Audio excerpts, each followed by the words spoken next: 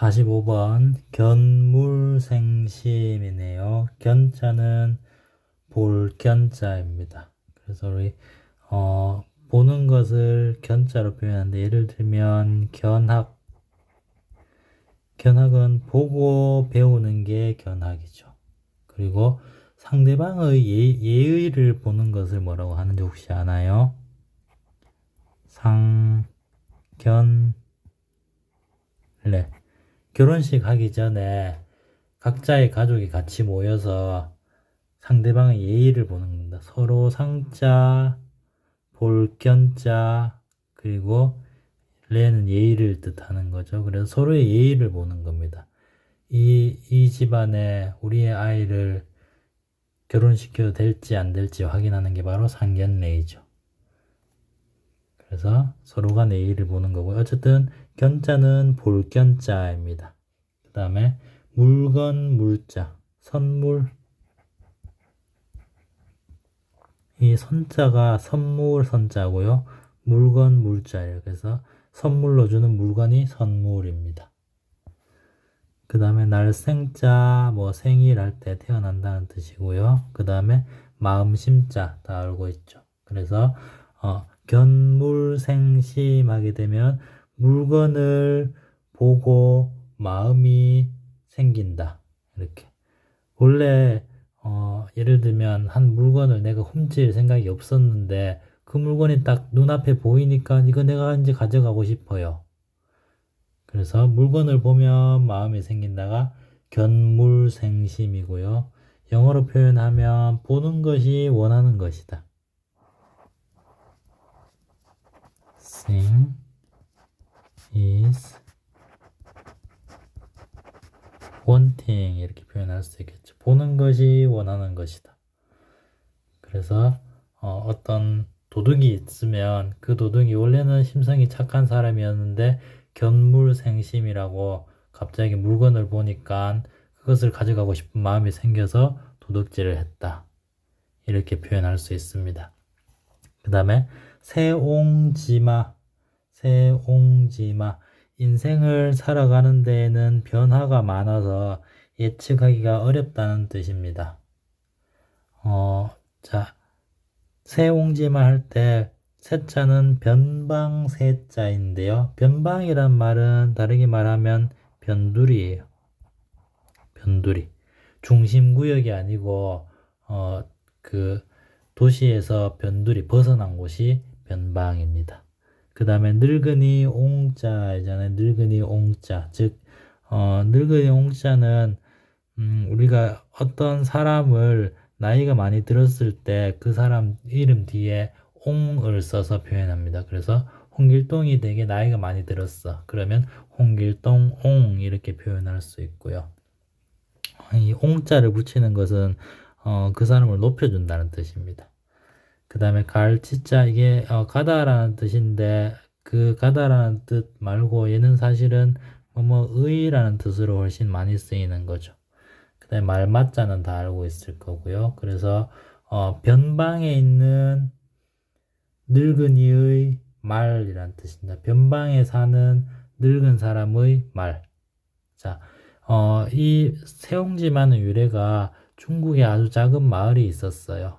근데 그 작은 마을에 늙은 사람이 말을 키우고 있었는데 이 말이 도망을 가게 됩니다.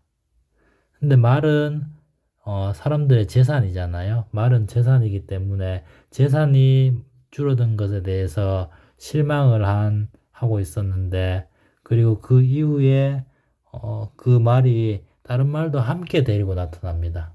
그래서 재산을 잃어버렸다고 생각하고 있다가 갑자기 재산이 추가된 거예요.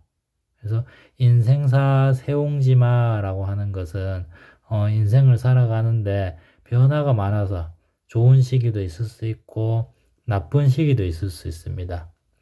그래서 예측하기가 어렵다는 말로 세옹지마라는 표현을 합니다. 그 다음에 선견지명, 앞일을 미리 보아서 판단하는 총명함, 즉 앞으로 어떤 일이 발생할지를 미리 예측하는 게 선견지명입니다. 자, 먼저 선자네요. 우리가 학교에서 뵙는 선생님 할 때 이 먼저 선 날생이야. 그래서 쌤 같은 경우는 먼저 태어난 사람이 선생님이에요. 그 다음에 선진국. 선진국. 진짜는 나아가다 라는 뜻인데요. 먼저 나아간 나라. 보통 우리가 좀 경제적으로 잘 살고 시스템이 잘 갖추어져 있는 나라를 선진국이라고 하죠. 그래서 먼저 나아간 나라가 선진국입니다. 그래서 먼저 선자는 이렇게 쓰고 볼견자. 조금 전에 견물생심할 때도 나왔죠. 견학 혹은 상견례. 그럴 때 예문으로 쓸 수 있고 갈지자 뭐뭐의라고 했죠. 그 다음에 밝을 명자. 명자도 여러 번 나왔었죠. 조명할 때. 조명할 때 조자가 비출 조자. 그래서 밝음을 비추는 게 조명입니다. 그래서 선견지명은 한마디로 미래를 내다볼 수 있는 게 선견지명입니다. 그래서 우리가 공부를 할 때는 혹은 대학교에 어느 학과를 갈지를 생각을 할 때 나의 장래 희망을 생각할 때 선견지명을 가지고 나의 장래 희망을 선택을 해야겠습니다. 그 다음에 설상가상. 눈 위에 서리가 덮인다는 뜻으로 난처한 일, 즉 좋지 않은 일이 여러 가지가 잇따라서 발생을 할 때 설상가상이라는 표현을 씁니다. 눈설자, 폭설 들어봤나요? 겨울에 폭설, 눈이 엄청 많이 오는 게 폭설이죠. 그리고 폭설이 오고 나면 다시 제설해야 됩니다. 제설 작업.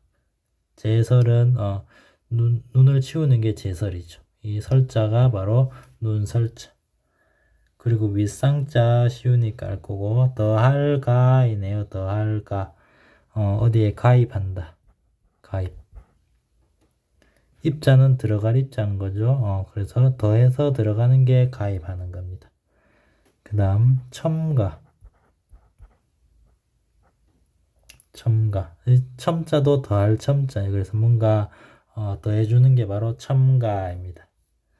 그 다음에 서리를 뜻하는 서리상입니다. 그래서 눈 위에 서리를 더한다. 이렇게 이해를 하면 되고요.